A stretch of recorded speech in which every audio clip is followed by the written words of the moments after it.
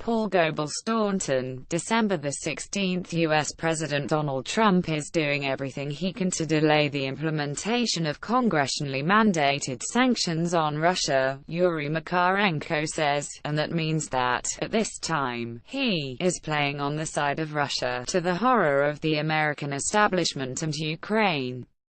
Despite pressures from the political elite of the U.S., Makarenko continues, Trump has technically frozen certain parts of the economic limitations approved already last summer, but has done so in ways that have deprived its opponents of the ability to orchestrate the rise of a new scandal about his approach to Russia. Under the American law passed by Congress on August 2 and reluctantly signed by Trump, the State Department was directed to impose sanctions on certain Russian companies and introduce a system of fines for foreign agents, not later than October 1, but the Trump administration has ignored that deadline.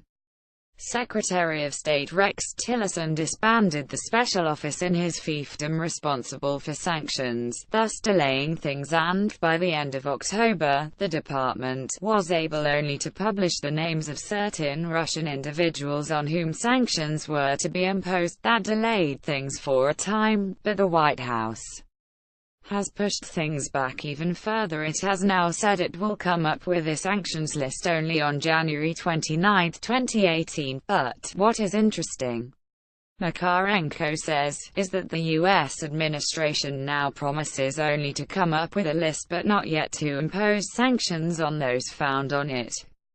It is difficult to assert, the Moscow commentator says, that Trump is freezing the economic war only from the hope of a certain thaw in relations between Russia and the U.S.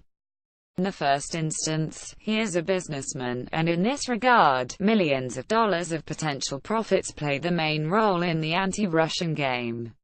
Trump has performed for the public, nonetheless, and in the face of all the Russophobes in Washington, Makarenko concludes, the White House has consciously dragged out the introduction of the notorious sanctions and at this time is playing on Russia's side.